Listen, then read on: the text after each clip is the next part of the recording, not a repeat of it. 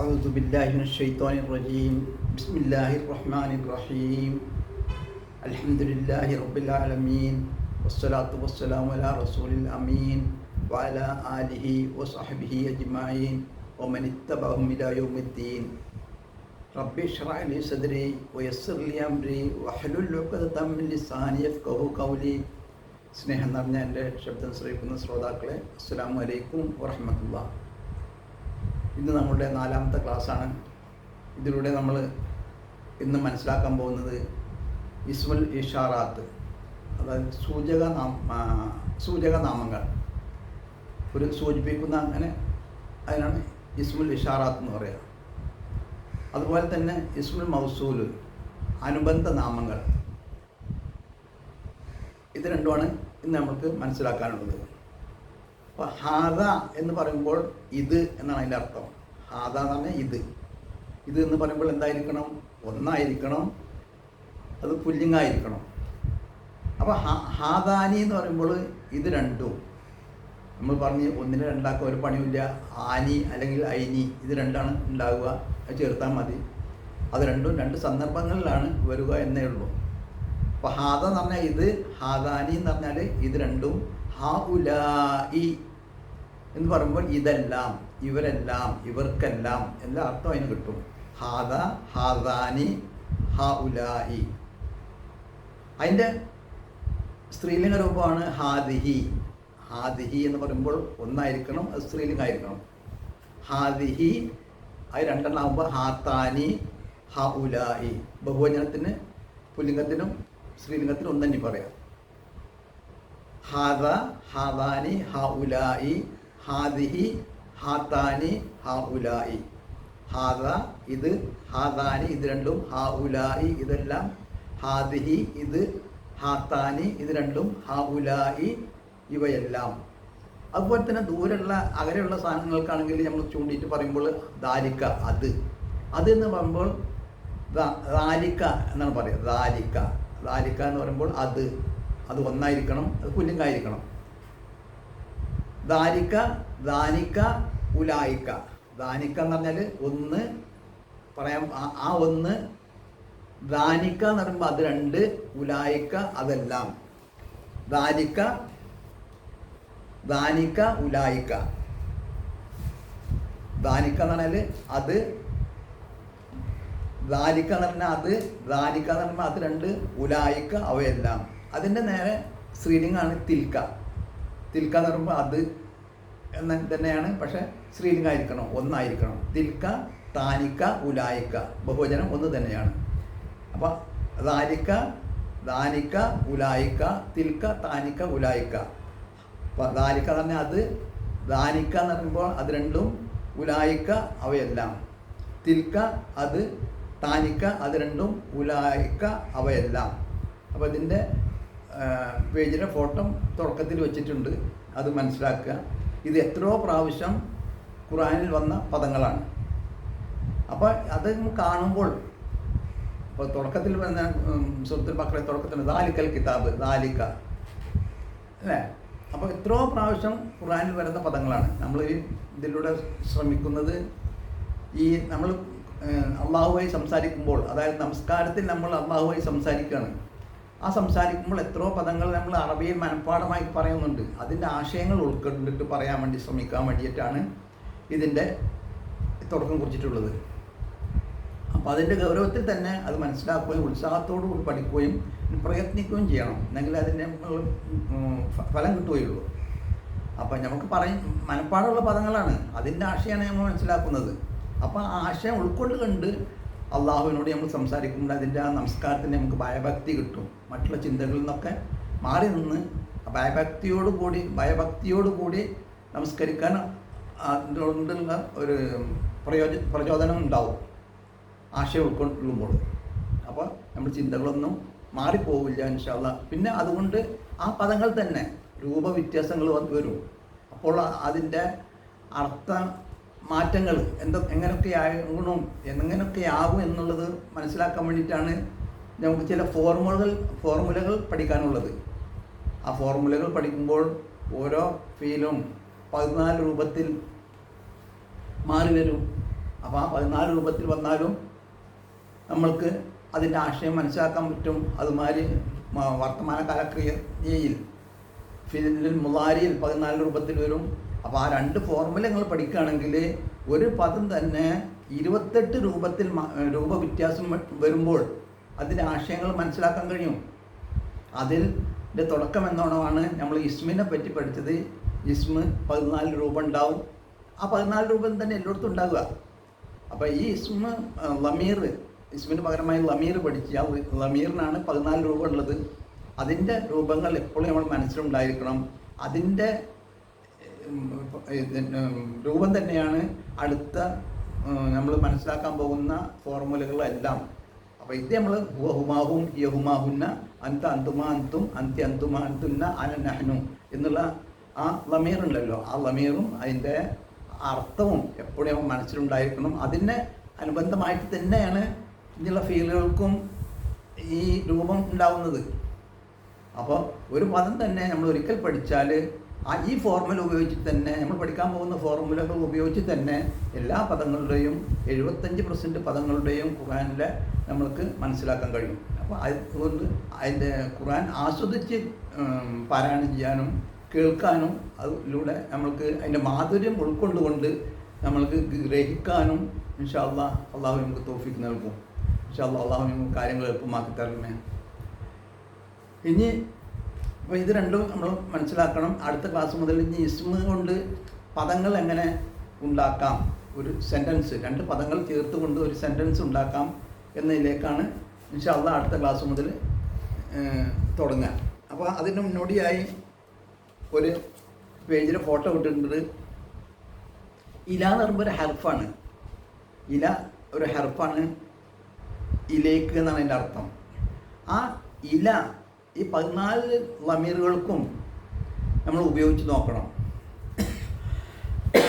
Sorry, ഇല എന്ന് പറഞ്ഞാൽ ഇലേക്ക്, ഇലൈഹി എന്ന് പറയുമ്പോൾ അവരിലേക്ക്, ഇലൈഹ ഇലൈഹിമ അവർ 2 പേരിലേക്ക്, ഇലൈഹിം അവരിലേക്ക്, ഇലൈഹ അവളിലേക്ക്, ഇലൈഹിമ അവർ 2 പേരിലേക്ക്, ഇലൈഹിന്ന അവർ സ്ത്രീകളിലേക്ക്, ഇലൈക്ക നിന്നിലേക്ക്, ഇലൈക്കുമ നിങ്ങൾ 2 പേരിലേക്ക്, ഇലൈക്കും നിങ്ങളിലേക്ക്, ഇലൈക്ക് നിന്നിലേക്ക്, ഇലൈക്കുമ നിങ്ങൾ 2 പേരിലേക്ക്, ഇലൈക്കുന്ന നിങ്ങൾ സ്ത്രീയിലേക്ക്, ഇലയ്യ എന്നിലേക്ക്, ഇലൈന ഞങ്ങളിലേക്ക്. ഇത് രൂപം തന്നെ ഈ ലമീർ, ഈ ഹർഫുകളൊക്കെ ഈ ലമീറുകളുടെ കൂടെ കൂട്ടിച്ചേർക്കുമ്പോൾ ഉണ്ടാവുന്ന സെൻറ്റൻസുകൾ. 2 ചെറിയ പദങ്ങൾ ചേർത്തിട്ട് നമുക്ക് ഓരോ സെൻറ്റൻസ് ഉണ്ടാക്കാം. അത് ഇൻഷാ അല്ലാഹ് അടുത്ത ക്ലാസ്സിലുണ്ടാവും. അതുപോലെ തന്നെ നമ്മൾ പഠിച്ച കാര്യങ്ങൾ ഓരോ ദിവസവും ഇൻഷാ അല്ലാഹ് ഒരു ഖുർആനിൽ ഒരു പേജ്, ഏതെങ്കിലും ഒരു പേജ് എടുത്തിട്ട് ഒന്ന് നോക്കുക, നമ്മൾ പഠിച്ച പദങ്ങൾ വരുന്നുണ്ടോ. അപ്പോൾ നമ്മൾ ഒരു ചെറിയൊരു സൂചനത്തിൽ കാണിക്കുകയാണ്. അതായത് സൂറത്ത് അൽ കഹ്ഫിലെ നമ്മൾ എല്ലാ വെള്ളിയാഴ്ചയും ഓതുന്ന ഒരു സൂറത്താണല്ലോ അൽ കഹ്ഫ്. അതിൽ 82ാമത്തെ ആയത്ത്, അഊദു ബില്ലാഹി മിനശ് ശൈത്വാനിർ റജീം ബിസ്മില്ലാഹിർ റഹ്മാനിർ റഹീം വമ്മൽ ജിദാറു ഫഖാല ലി ഗുലാമൈനി യതീമൈനി. നമുക്കറിയാം മൂസ നബി അലൈഹിസ്സലാം ഹിദ്ർ നബിയുടെ അടുത്ത് പഠിക്കാൻ വേണ്ടി, കാര്യങ്ങൾ ഗ്രഹിക്കാൻ വേണ്ടിയിട്ട്, പഠിക്കാൻ വേണ്ടിയിട്ട് ഹിദ്ർ നബിയുടെ കൂടെ പോവാണ്. അപ്പോൾ ആ ചരിത്രമാണ് അതിൽ അവിടെ ഉള്ളത്.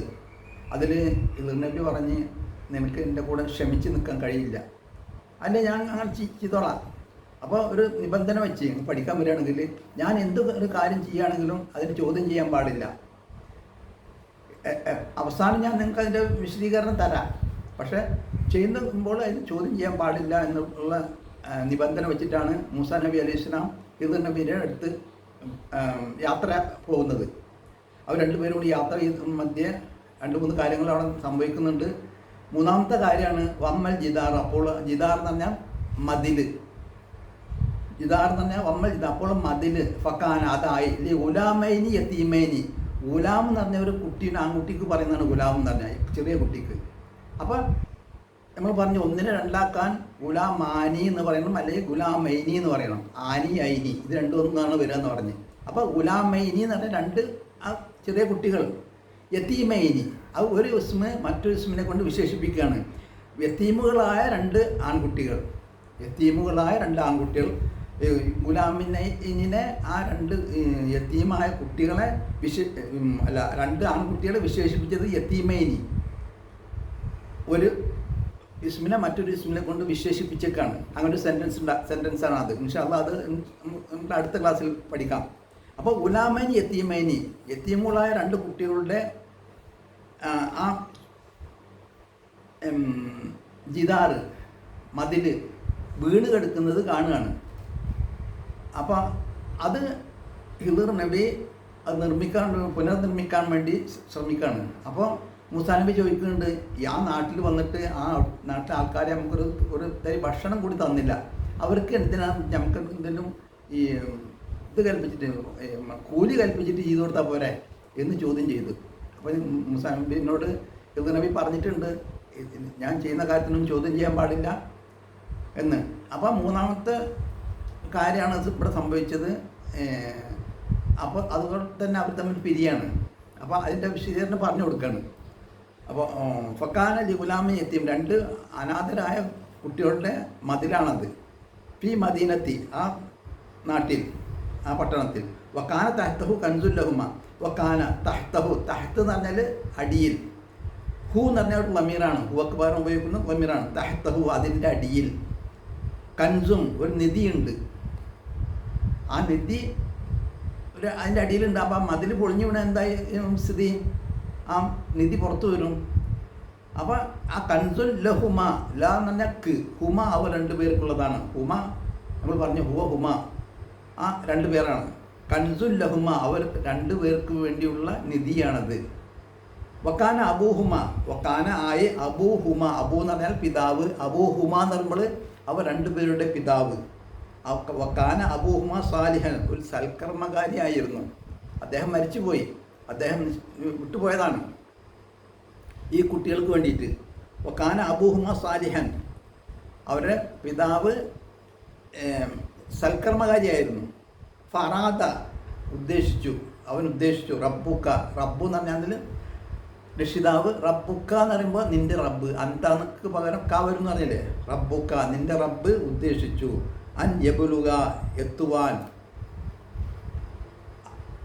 അശുദ്ധ പൂർണ്ണ വളർച്ച എത്തുവാൻ, കുട്ടികൾ മുതിർന്ന് പൂർണ്ണ വളർച്ച എത്തുവാൻ. ഹുമ അശുദ്ധ ഹുമ, അവർ രണ്ടുപേരും പൂർണ്ണ വളർച്ച എത്തുന്നത് വരെ അള്ളാഹു അതാ നിധി അവിടെ തന്നെ നിലനിർത്താൻ വേണ്ടിയിട്ടാണ് ഹിദർ നബിയോട് ഇത് കൽപ്പിച്ചിട്ടുള്ളത്. വയസ്തഖ്രിജ കൻസഹുമ, പുറത്തു കൊണ്ടുവരാൻ. എപ്പോൾ അവർ പൂർണ്ണ വളർച്ച എത്തിയതിന് ശേഷം പുറത്തു കൊണ്ടുവരാനാണ് അള്ളാഹു ഉദ്ദേശിച്ചിട്ടുള്ളത്. ഇപ്പോൾ അവർ ചെറിയ കുട്ടികളാണ്, ഇത് വന്നാൽ അവർക്ക് കിട്ടില്ല. അവർ പൂർണ്ണ വളർച്ച എത്തിയതിന് ശേഷം അവർക്ക് കൊടുക്കാൻ വേണ്ടിയിട്ടാണ്. റഹ്മത്തൻ മിൻ റബ്ബിക, നിൻ്റെ റഹ്മത്തൻ കാരുണ്യമായിട്ട്. മിൻ റബ്ബിക്ക, റബ്ബി എന്ന് പറഞ്ഞ രക്ഷ, റബ്ബിക്ക എന്ന് പറഞ്ഞാൽ രക്ഷാവിൻ്റെ കാരുണ്യമായിട്ടാണ് അത് ചെയ്തത്. ഇതിൻ്റെ രക്ഷാവിൻ്റെ ഒരു കാരുണ്യം എന്ന നിലക്കാണ് ആ നിധി പുറത്തു വരാതെ ഹിദർ നബിനെ കൊണ്ട് ആ മതിൽ അവിടെ പുനഃസ്ഥാപിച്ചത്. ഒമാ ഫാൽത്തു ആൻ റബ്ബി, ഇത് എൻ്റെ ഇഷ്ടപ്രകാരം ചെയ്തതല്ല. ഹിദർ നബി പറയുന്നത് ഇത് എൻ്റെ ഇഷ്ടപ്രകാരം ചെയ്തതല്ല. ദാലിക തവ്വീലും ആലം തസ്തത്തി അലൈഹി സബർ, നിങ്ങൾക്ക് മൂസാ നബിയെ താങ്കൾക്ക് ക്ഷമിക്കാൻ കഴിഞ്ഞില്ലല്ലോ, അതിൻ്റെ വിശദീകരണം ഇതാണ്. അതുകൊണ്ടാണ് ഞാനത് അവർ നമ്മളെ ഗൗനിക്കാതെ ഇരുന്നത് കൊണ്ടും നമുക്ക് ഭക്ഷണം തരാതെ ഇരുന്നിട്ടും ഞാനത് നിർമ്മിച്ചത്. ആ ചുമര് നിർമ്മിച്ചത്, മതിൽ നിർമ്മിച്ചത് ഇത് കാരണമാണ്. അതിൻ്റെ അടിയിൽ നദിയുണ്ട്, ഇത് വീണാൽ അത് പുറത്തു വരും, അതുകൊണ്ടാണ് അത് ചെയ്തത് എന്ന് മൂസാ നബിയോട് ഹിദർ നബി പറഞ്ഞു കൊടുക്കുകയാണ്. ആ കഥയാണ്. അങ്ങനത്തെ 3 സംഭവങ്ങൾ നടക്കുന്നുണ്ട്, അതിൽ ഒന്നാണ് അത്. അപ്പോൾ അങ്ങനെ നമുക്ക് പറഞ്ഞ കാര്യങ്ങൾ, നമ്മൾ മനസ്സിലാക്കിയ കാര്യങ്ങൾ നമ്മളെ അറിയാൻ വേണ്ടിയിട്ട് ഖുർആൻ ഏതെങ്കിലും ഒരു പേജ് എടുത്ത് നോക്കിയിട്ട് നമ്മൾ പറയുന്ന കാര്യങ്ങൾ, നമ്മൾ ഈ പഠിച്ച മനസ്സിലാക്കിയ കാര്യങ്ങൾ അതിൽ വരുന്നത് ഒന്ന് മനസ്സിലാക്കണം. അപ്പോൾ നമ്മൾക്ക് കാര്യങ്ങൾ എളുപ്പമാക്കും. ഇൻഷാ അല്ലാഹ് അടുത്ത ക്ലാസ്സിൽ നമുക്ക് ഇസ്മിൻ്റെ രണ്ട് ഇസ്മുകൾ ചേർത്തുകൊണ്ട് എങ്ങനെ സെൻറ്റൻസ് ഉണ്ടാക്കാം, എന്നിട്ട് നമുക്ക് ഫാത്തിഹയുടെ എങ്ങനെയാണ്, ഫാത്തിഹയുടെ ഘടന എങ്ങനെയാണ് വരുന്നതെന്ന് മനസ്സിലാക്കാൻ ഇൻഷാ അല്ലാഹ് അള്ളാഹു നമുക്ക് എളുപ്പമാക്കി തരട്ടെ. അസ്സലാമു അലൈക്കും വറഹ്മത്തുള്ളാഹി വബറകാതുഹു.